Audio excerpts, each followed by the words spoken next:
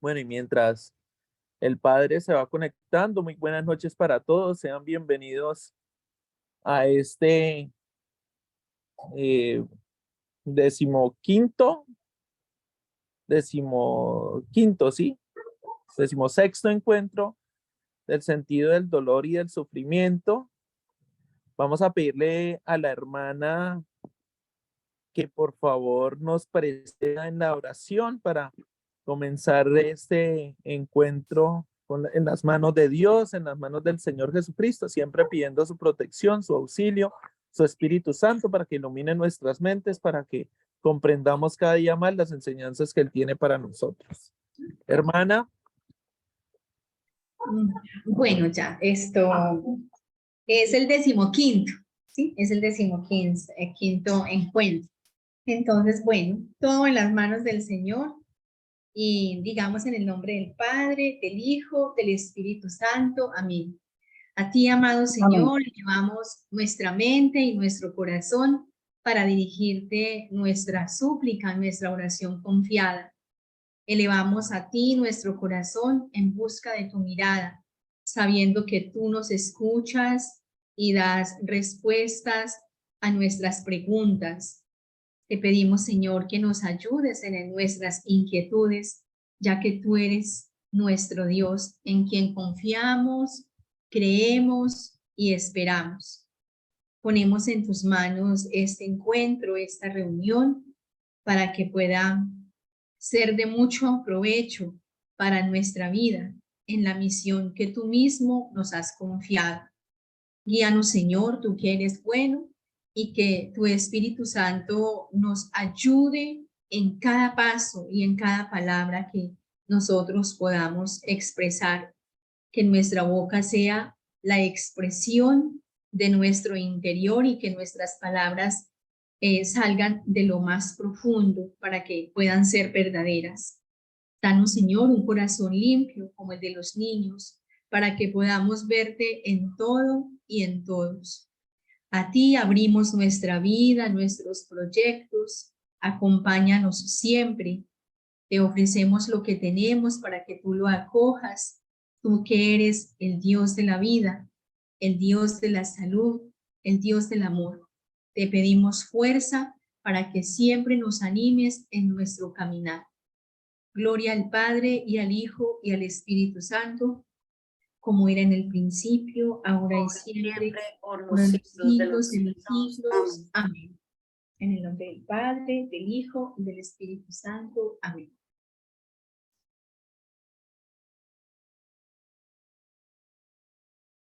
Bueno, y le damos una cordial bienvenida al Padre Antonio Devia, que ya se encuentra con nosotros para compartirnos en esta noche la temática del día de hoy. Padre, muy buenas noches, bienvenido a este encuentro con esta red de psicólogos que está ansioso de aprender también de sus conocimientos, Padre.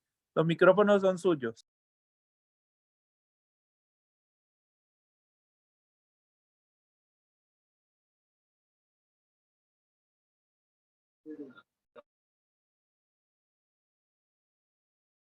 El micrófono. Padre, ¿algún problema, alguna dificultad? Padre Antonio. Hola, ¿me oyen? Buenas noches. Sí, ya le escuchamos, padre, pero no le vemos. Ah, ¿me quieren ver? Pero por supuesto, padre, que lo queremos ver. ¡Qué emoción! A ver si la cámara sí me muestra o no.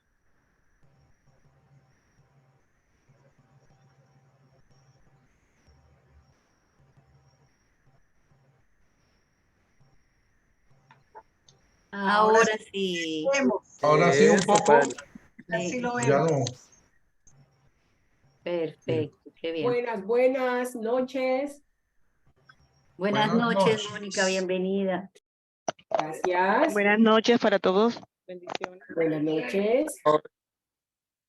Bueno, entonces quedan en las mejores manos con el Padre Antonio y cualquier cosa que necesiten ahí estaré pendiente.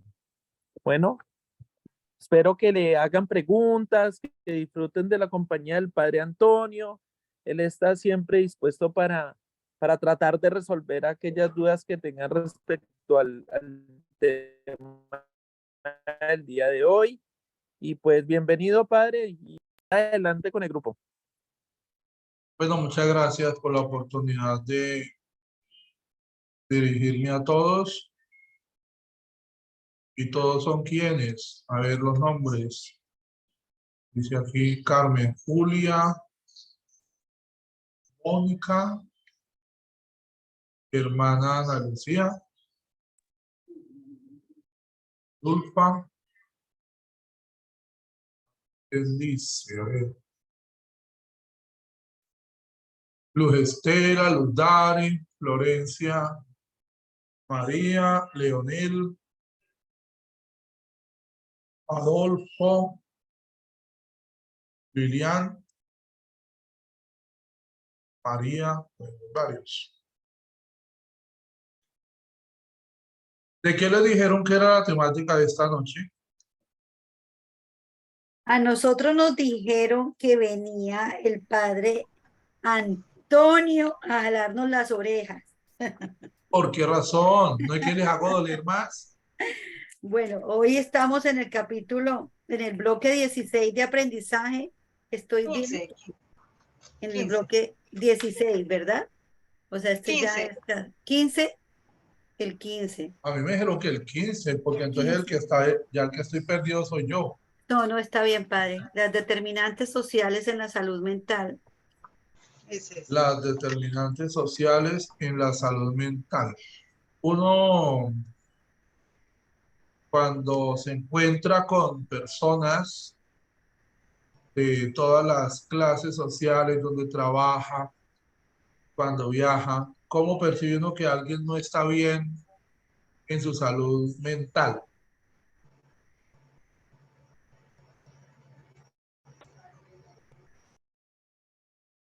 Alguien que quiera decir alguna cosa. Es que en este grupo no hay ningún General, psicólogo, padre. Aquí no hay psicólogo, entonces nadie puede decir nada. No, pero o sea, uno, a ver, Cójalos por así, por nombre, padre.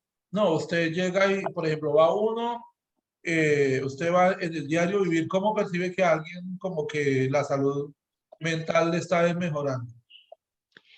puede ser que hay cambios, padre, en el afecto o en la conducta de la persona, o puede referirse que la misma persona puede tener como mostrarse irritable, o quizás un ánimo muy disminuido, o ha tenido dificultades para dormir durante varios días seguidos. Em, digamos como esos pequeños indicadores en un primer momento y que tiende quizás a aislarse, por ejemplo, pueden haber esos pequeños cambios como señales, ¿no? Sin hablar de que de pronto hagamos una entrevista, sino solo como desde lo que podemos observar en alguna persona que nos rodea, los cambios que pueden como evidenciarse en algún momento, padre. Ujú. Ahora, recuerden que depende de la edad también, pues las variables pueden cambiar, ¿no? Sí, padre. Un anciano que está solo, pero que siempre ha estado solo, pues no se va a quejar tanto de la soledad como aquel que ha tenido un buen ambiente familiar y le ocurren accidentes o diversas situaciones que lo dejan solo, pues él se va tal vez no enfrente de la misma manera las cosas. Ahora, en el entorno nuestro, pues tenemos situaciones que pueden influenciar. Por ejemplo, aquí en el Espinal, muchas personas han cambiado su forma de comportarse socialmente a raíz de los problemas que están habiendo de seguridad. Pues ya las misas no son a las 7, sino que hay que hacerlas a las 5. Y algunas personas se lo toman como algo normal, pero otros entran a desarrollar algunas ciertas patologías o paranoias. Y pues hay ciertas predisposiciones, ¿no? Lo dice el mismo material que tienen ustedes ahí para la lectura. Algunos componentes biológicos, situaciones que pueden llevar a predisponer a una persona incluso a veces algunos medicamentos para tratar algunas enfermedades que pueden causarle molestias y alterar la salud mental. Desde un simple dolor de muela puede cambiar la salud de una persona a nivel general. Una cirugía de corazón abierto, por ejemplo. Uno a veces quiere como tener unos patrones universales y es muy difícil. Tiene que conocer cada historia para poder decir y sacar, sin embargo, algunas conclusiones. Las drogas, por ejemplo, en algunos jóvenes y la presión que hacen para que ellos consuman droga, pues le puede llevar a tener una desmejoría en la salud mental. Una pregunta es si podemos prevenir los trastornos. ¿De qué forma los podemos prevenir? ¿Alguien quiere decir alguna cosa?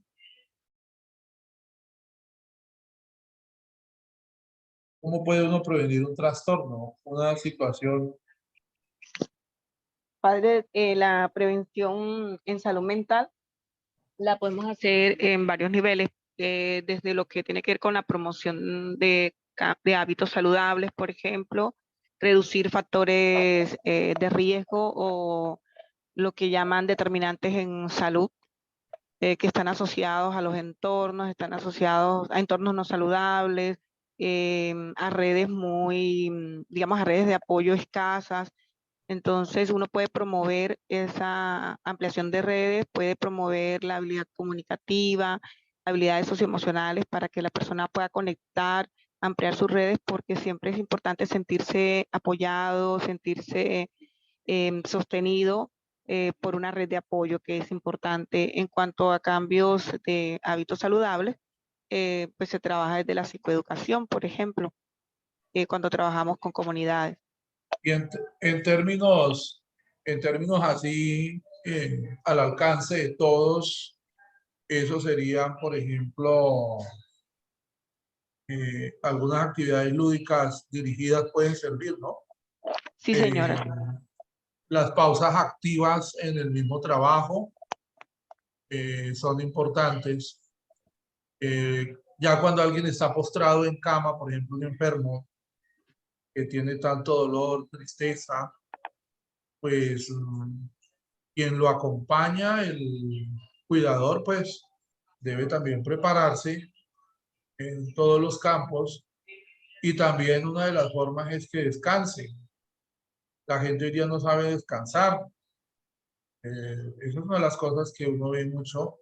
La gente no sabe descansar. Creen que dormir, por ejemplo, ya en el día es saludable. Tal vez sí, tal vez no. Más no que sí.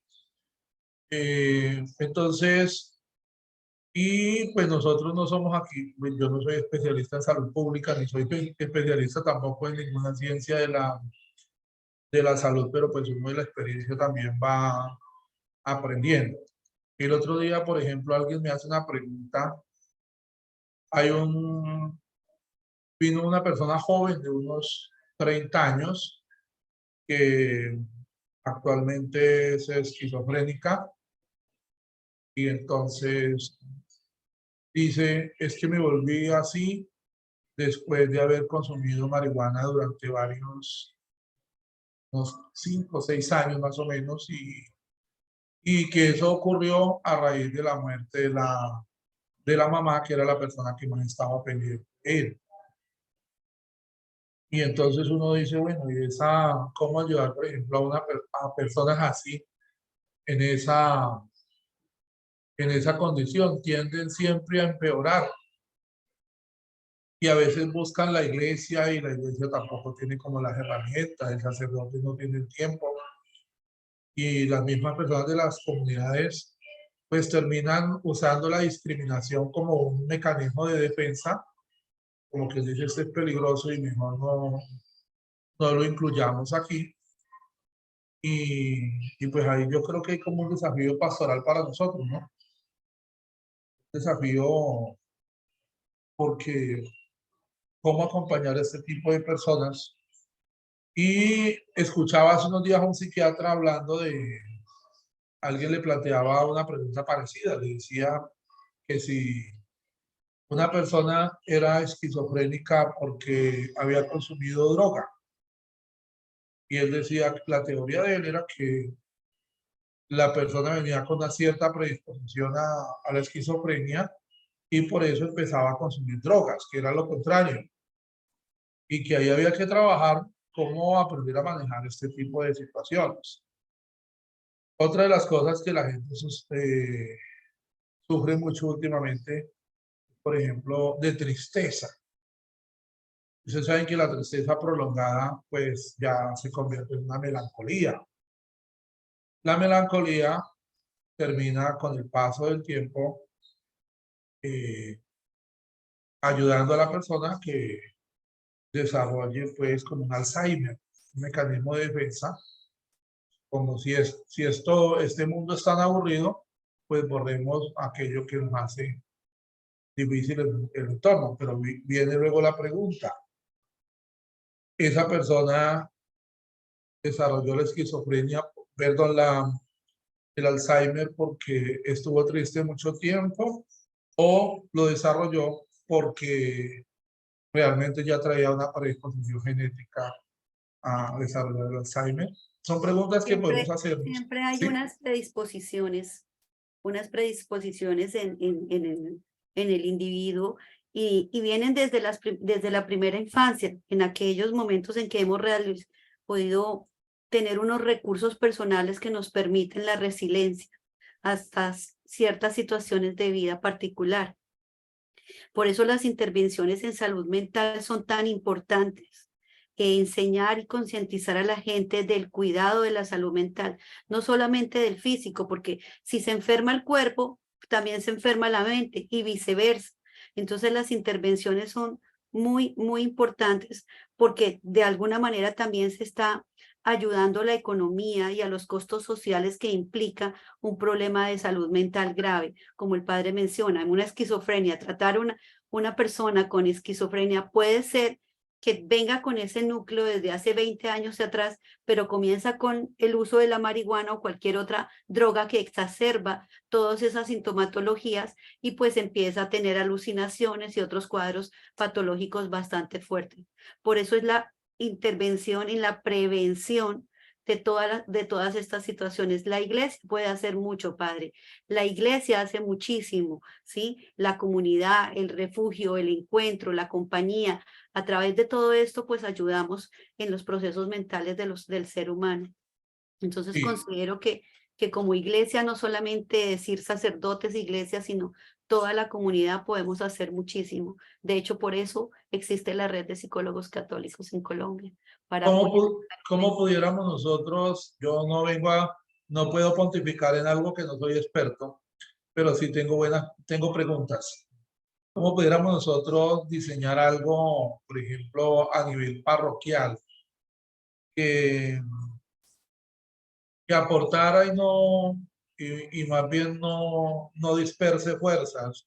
Nosotros hacemos muchas cosas valiosas, pero una de las situaciones que se ven es la dispersión de fuerzas, ¿no? O sea, Así es. nos cuesta mucho trabajo canalizar y como saber hacia dónde vamos.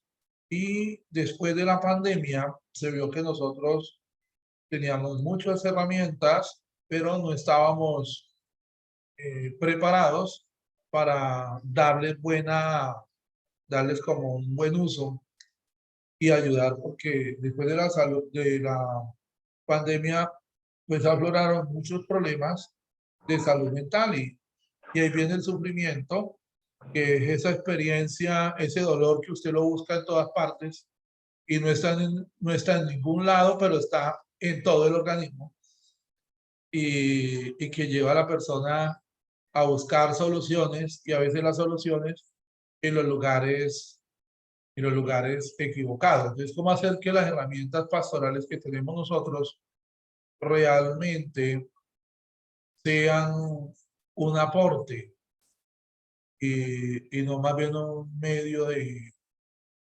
retardar la ayuda porque a veces, no, venga, recémosle a la Virgen del Carmen, y sí, está bien, pero pues hasta dónde, qué otro elemento haría falta ahí que pudiéramos nosotros echar mano y que ese sirviera. Entonces, no sé qué aporte haya en ese sentido. Bueno, buenas noches, padre. Desde la ley de salud mental, una de las cosas que se recomienda para trabajar en comunidades, y esto incluye, pues, obviamente la comunidad religiosa, es que hay un eje que se llama rehabilitación en comunidad, para que Ajá. los pacientes que viven experiencias en salud mental o enfermedades degenerativas como lo que usted mencionaba, el Alzheimer o el Parkinson, entre otras, puedan recibir el acompañamiento de la comunidad y de sus familias.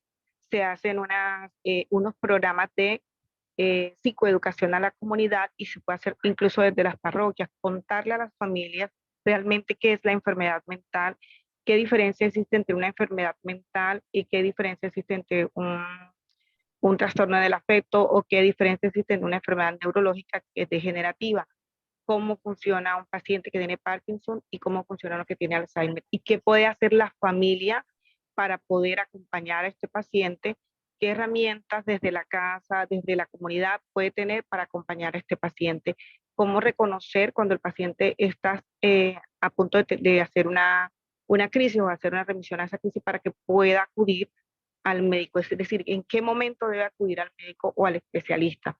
Y qué cosas sí se pueden manejar desde casa.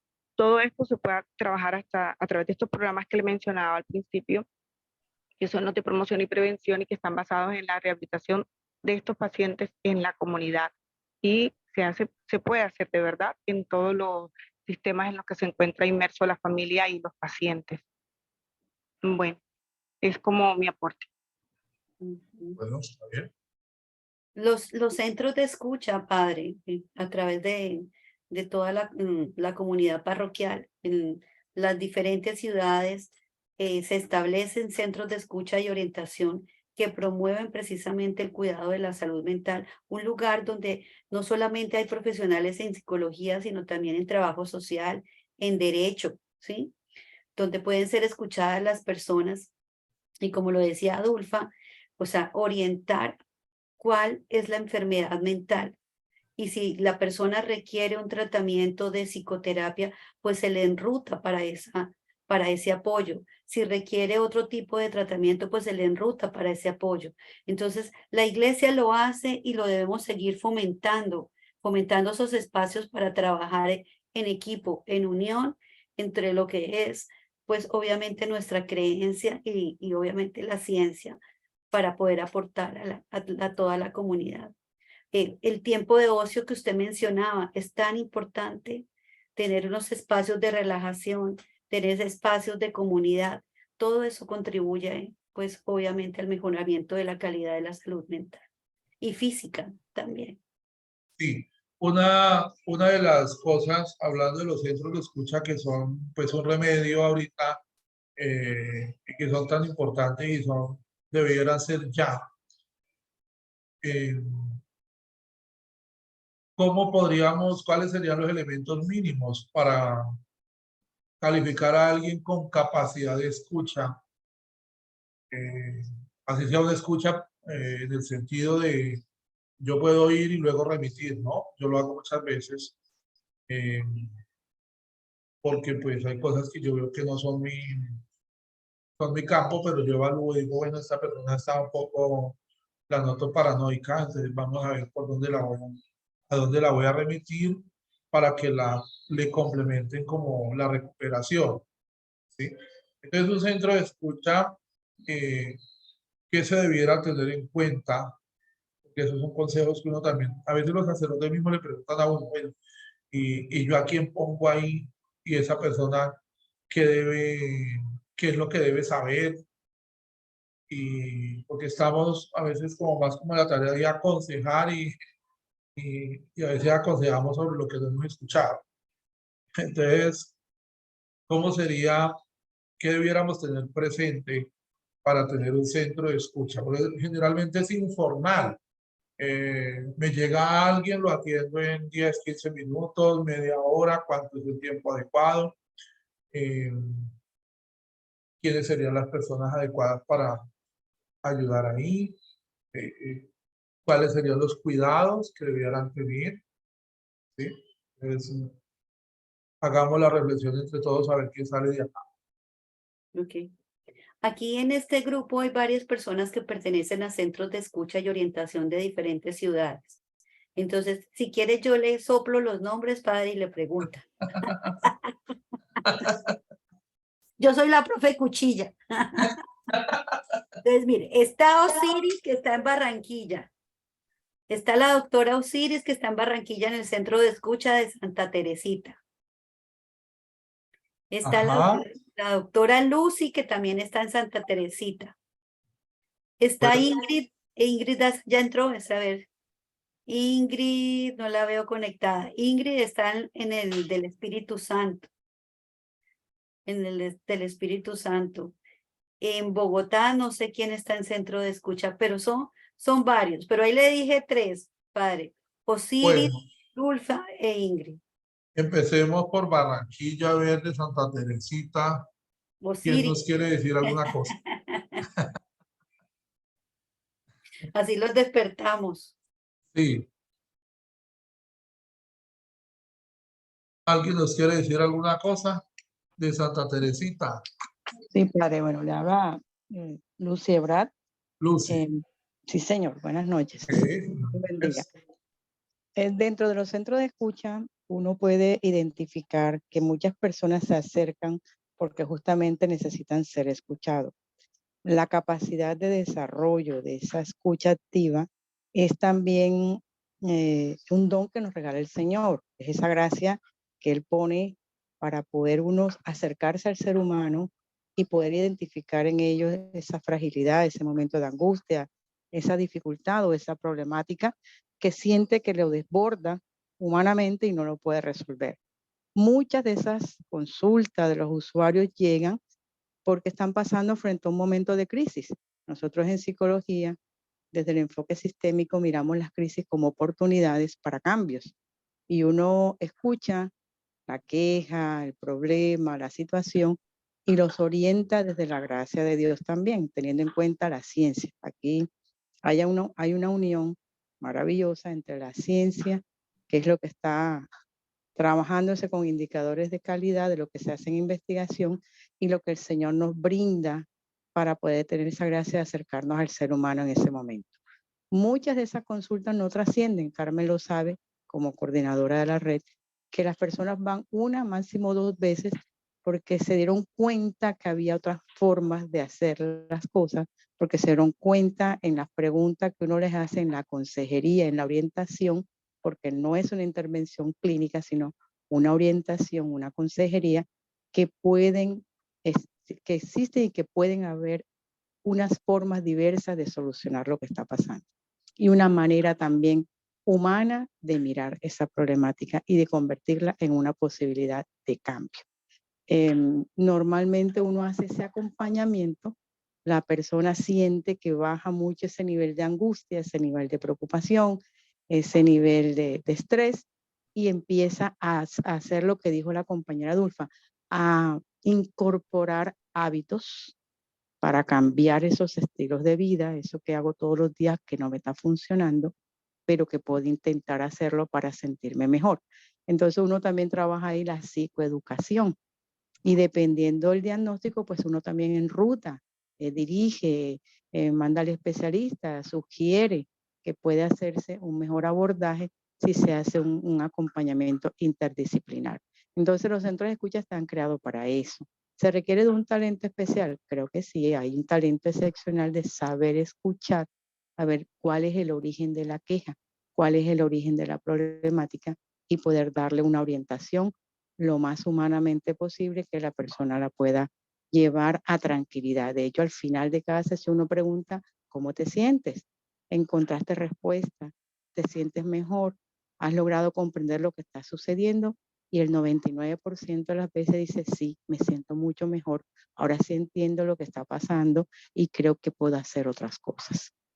Entonces es una labor muy humana, muy de entrenamiento porque requiere saber preguntar y requiere también redireccionar y acompañar. Excelente. ¿Quién definitivamente no sirve para estar en un centro de escucha? ¿Quién no serviría que uno diga definitivamente no? Pues el que no sabe escuchar, padre, porque hay personas que no les gusta escuchar el problema del otro, no les gusta que le hable de lo que otro está pasando, tienen ese ego, mejor dicho, súper grandísimo, llegando al cielo. Se tiene que ser muy humano para poder acercarse a otro ser humano y sentir lo que siente y vibrar con esa emoción, con ese sentimiento con que está allí. Entonces se requiere ese querer ser. Si no lo tiene, no puede estar allí, porque es que uno necesita saberlo hacer y pedir esa gracia al Espíritu Santo y decir, Señor, enséñame cómo hacerlo cada día mejor. Dime cómo tu gracia me puede ayudar para hacer esto mejor. Enséñame cómo hacer que esta persona humanamente entienda lo que tú le quieres decir. Entonces es una gracia y eso hay que pedirla todos los días en oración. Bueno, la discriminación es una de las maneras de afrontar culturalmente las enfermedades mentales y afectar a veces a quien ya está enfermo, porque básicamente pues está basado también en la ignorancia, ¿no? Y entonces, ese es un tema que está ahí, y yo diría que sí, claro, una humanidad, hay una cierta madurez que se debe tener para escuchar bien, porque si uno va con una cantidad de prejuicios, debe tener una sana moralidad, que es una de las cosas que propone aquí el bloque de aprendizaje. Y una de las cosas es evitar la discriminación. Ahora, en el campo biológico, pues discriminar significa distinguir, ¿no?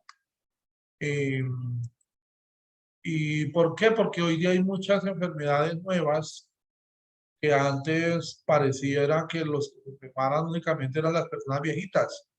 La enfermedad era como una cuestión de personas ancianas y al enfermo, pues, al enfermo mental o con alguna discapacidad o capacidad especial, lo colocaban por allá en el rincón de la casa. Y de hecho yo como sacerdote he encontrado muchas veces personas por allá totalmente abandonadas, por allá aisladas. Y una de las personas que más se discriminan son las personas con alguna situación de salud mental, enfermedad. Recuerdo por ahí un librito que se llama Sanando las 8 etapas de la vida, basado pues en las etapas que propone Erickson, pero pues aplicado más bien como a la teología cristiana y experiencias también desde el punto de vista de las ciencias de la salud, me podría servir para ayudarle el acompañamiento a sanar tantas heridas que hay en el pasado, que eso pues ayudaría mucho también al momento de escuchar, de superar alguna enfermedad o de aprender a llevarla. Yo siempre digo que algunas enfermedades son como un león al que hay que amansar y saberlo llevar ahí, porque si no, pues él se enoja y me destruye, ¿sí? Entonces, pues eso exige constantemente la sanación. Y la sanación desde el punto de vista espiritual, pero la sanación también desde el punto de vista de ir al pasado y regresar sin nuevas heridas, porque si uno va al pasado y regresa más herido de lo que estaba, pues hay mucho que trabajar todavía. Y si uno es el que escucha, el que acompaña a otro a curarse y a sanarse y a llevar a mejorar la salud mental, y uno no está también como, por lo menos con buenas disposiciones, pues estaría bastante limitado para hacer bien el trabajo.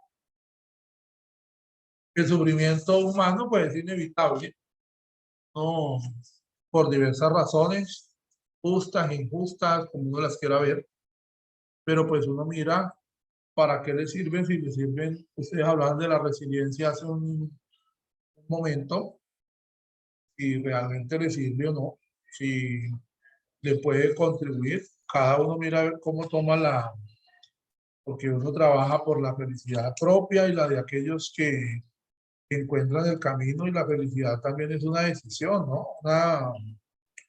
Una condición de la persona, de modo como asume la vida. Porque una de las cosas que uno encuentra es que la gente ya no es feliz casi, y se quejan mucho de eso, ¿no? Y eso pues va creando una situación de frustración, de insatisfacción, al punto de sacar a la persona de la vida cotidiana y laboral, y pasar de ser una persona activa y con soluciones a ser un problema, y ahí ya es un poco más difícil la situación. Entonces, pues sería en esa parte. La familia es primordial, la familia es muy importante, y pues el concepto desde el punto de vista legal de familia eso ha cambiado, no es lo que nosotros pensamos muchas veces, ¿no? Ahorita, de hecho, hay familias unipersonales. Legalmente yo soy una familia unipersonal, y eso me da los derechos de toda una familia. Pero ustedes, ¿qué piensan ahí de ese modelo de familia para afrontar esa clase de problemas? ¿Qué dicen ustedes? El aspecto familiar con el tema que estamos tratando.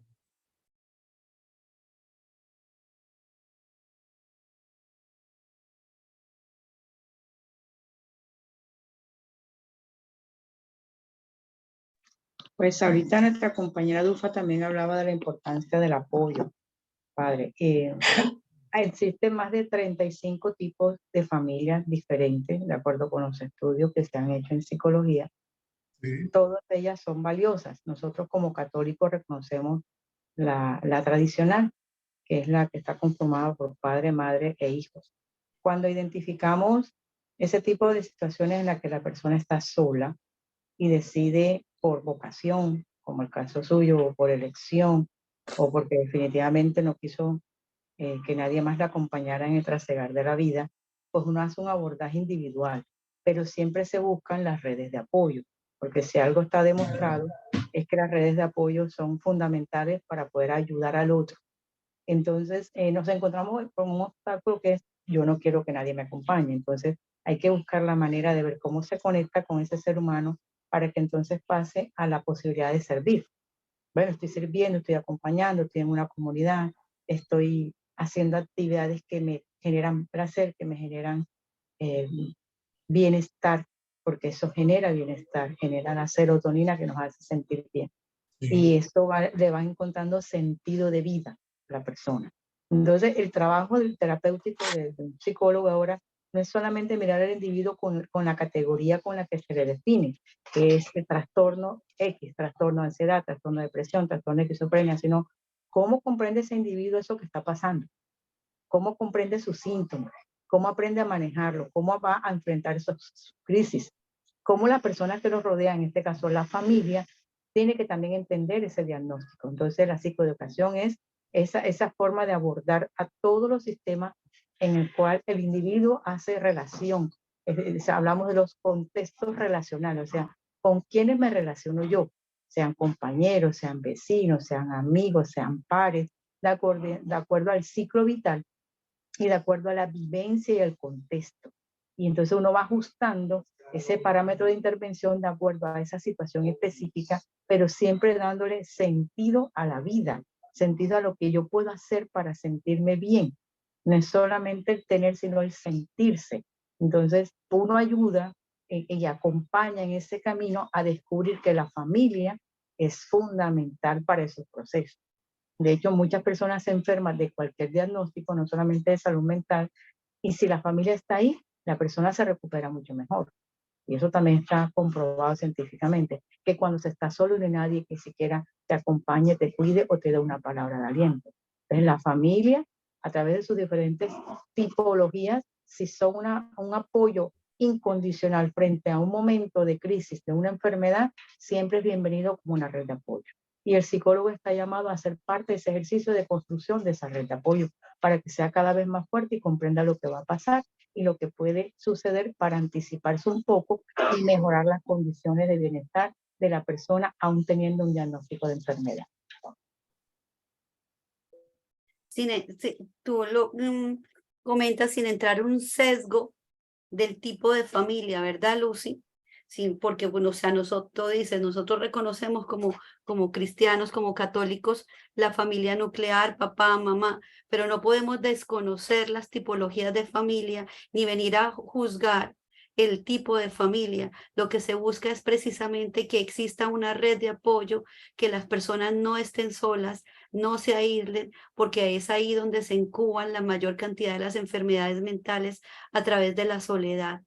¿Sí? Y que genera tristeza, lo que decía el padre, viene la tristeza, viene la melancolía, entonces viene una depresión mayor, otro tipo de enfermedades muchísimo más graves.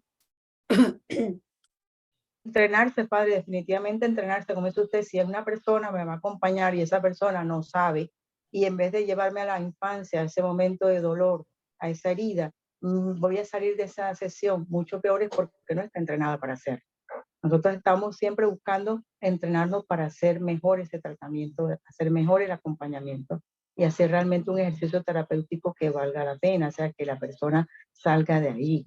Entonces también requiere de mucha responsabilidad del terapeuta decir, esto no lo sé hacer, esto no lo puedo trabajar, esto lo puedo delegar y puedo enrutarlo hacia otro profesional que yo sé que está entrenado y que tiene las técnicas, las estrategias, las herramientas para poder ser un abordaje idóneo. Entonces hablamos ahí del código deontológico y de la ética, o sea, qué tan ético soy yo para poder abordar una problemática específica con un individuo o con una familia. Entonces requiere también conocer y leer y estar documentado de manera actualizada en todas estas temáticas para poder hacer un trabajo integrado. Yo quiero dar una opinión, tengo la mano levantada, no sé si la alcanzan a ver. Bueno, mira, yo pertenezco también a un grupo que apoya a través de la escucha de Mater Fátima, y es un grupo incluso que no es todos psicólogos, realmente somos muy pocos los psicólogos que estamos en ello, pero no significa que las personas no tengan una actitud de escucha. Lo que sí es muy importante es que en ese equipo de escucha, las personas también estemos como en la capacidad de identificar cuándo se necesita redireccionar a un apoyo psicoterapéutico. ¿Por qué? Porque la escucha no tiene esa condición, pero sí muchas veces uno evidencia, por ejemplo, que la persona solo con la escucha puede activar muchas emociones o muchas necesidades de tipo, digamos, de apoyo en salud mental que surgieron ahí, y no significa que el terapeuta o la persona que está atendiendo no tenga las capacidades, sino se debe a la situación de la persona. O sea, tenemos siempre que estar en esa apertura de saber que al otro hay que también indicarle, generar, digamos, como una ruta para saber qué hay que hacer en ese tipo de situaciones, ¿no? Entonces me parece importante también que observemos eso. Ese es mi aporte. Okay. En todo el día se están haciendo como protocolos, manuales, siempre recordar, o sea, moralmente el respeto a la persona humana, a sus creencias, porque una vez se recibe gente que uno parte a veces como de la tentación de ubicar a todo el mundo católico, que porque me busca a mí, porque me ve en la iglesia católica y resulta que a veces pues, no es tan clara la situación, sin embargo lo buscan porque le tienen confianza a la institución o porque sencillamente es la primera persona que encontraron y necesita establecer algún tipo de salvavidas. Entonces, pues, tener siempre ese presente, ese respeto a la persona humana. tratar de entender su historia, aunque sea de manera muy leve, porque pues, en una primera charla seguramente que eso no se alcanza, pero sí tener unos mínimos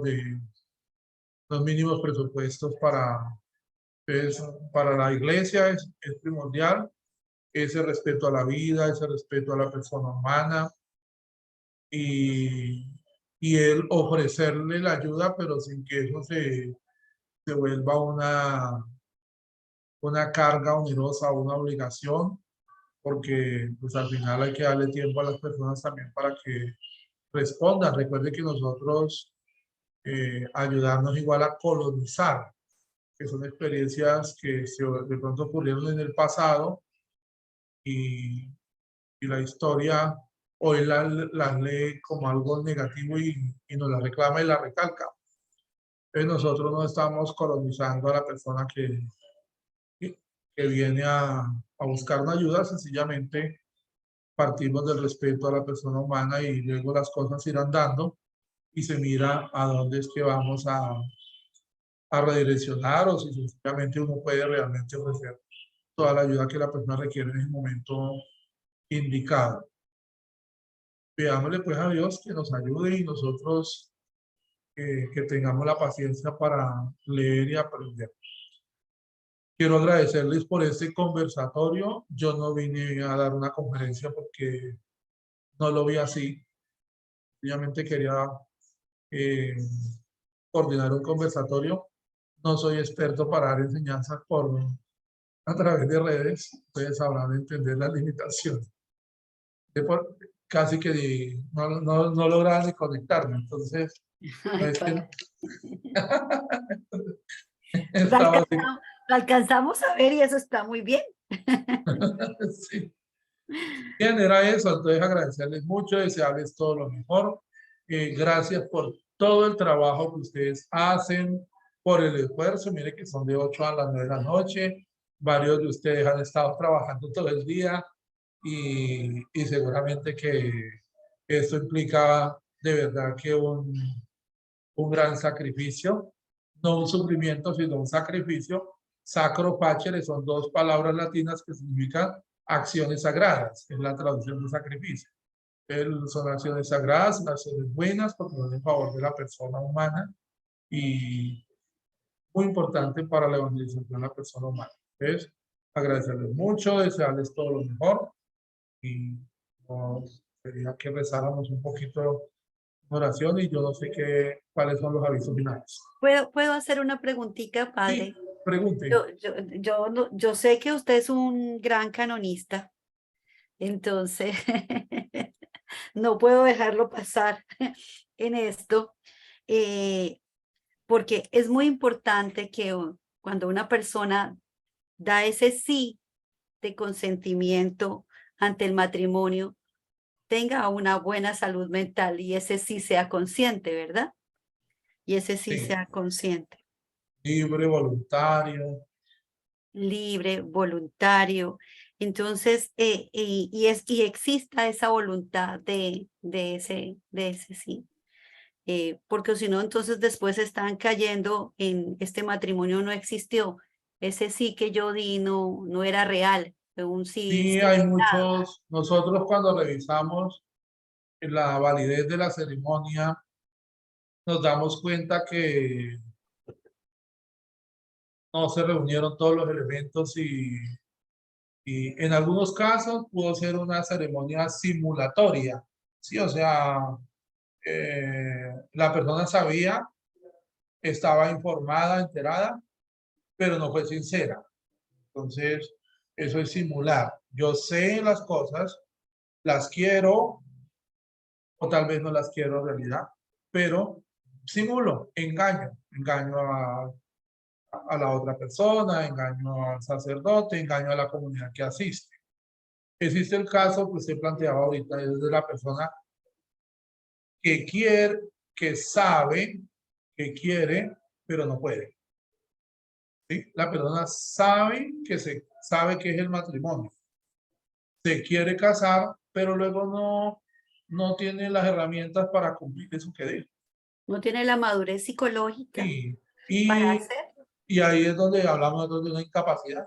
Una persona no es capaz no, para cumplir los deberes y recibir los derechos también, porque a veces es una forma, uno lo nota porque la persona, eso tan pronto inicia la boda y después de la boda empiezan los problemas y uno ve que la comunicación no es asertiva, es inadecuada y claro, la base es que la persona en realidad no es capaz. Y esa es la persona que jura 1000 veces que no lo vuelve a hacer. Entonces llega borracho, tumba toda la loza, la despedaza, hace hasta para vender, insulta a toda la familia. Al otro día se levanta y se arrepiente, se va y trae por allá unas flores y la presenta a la esposa y le dice, yo no lo vuelvo a hacer, ese no soy yo, prometo no volverlo a hacer y a los 8 días está en las mismas condiciones.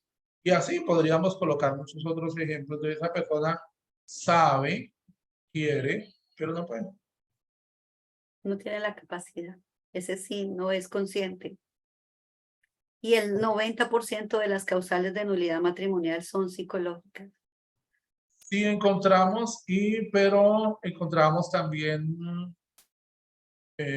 mucha simulación, o sea, la persona, sí, en el fondo es, obviamente que tiene que ver con la parte psicológica de la persona, pero en el fondo, por ejemplo, con la incapacidad, una parte, ¿sí? Pero la otra es que es maldadoso. O sea, Es maldadoso. y se esconde, y de hecho, porque por ejemplo el que es incapaz, uno lo busca y la persona se sostiene en lo que dijo, pero da la cara, ¿sí? Lo que pasa es que la capacidad no le da para más. En cambio el otro se oculta, ese se esconde, ese es diferente. Entonces dice, aquí hubo maldad, entonces este excluyó, por ejemplo, el bien de los esposos, no quiso el bien de los esposos. Y no quiso el bien de los hijos tampoco, porque de hecho, cuando hay la separación, vienen las demandas. Es demanda por alimentos, demanda para que los pague, demanda ejecutiva para poder que ya al borde de la cárcel y todavía no responde. Entonces, esta persona prefiere otras cosas al bien del cónyuge y al bien de los mismos hijos. Bueno, padre, muchas gracias. Gracias por estar aquí con nosotros para acompañarnos y por su conocimiento y compartirnos.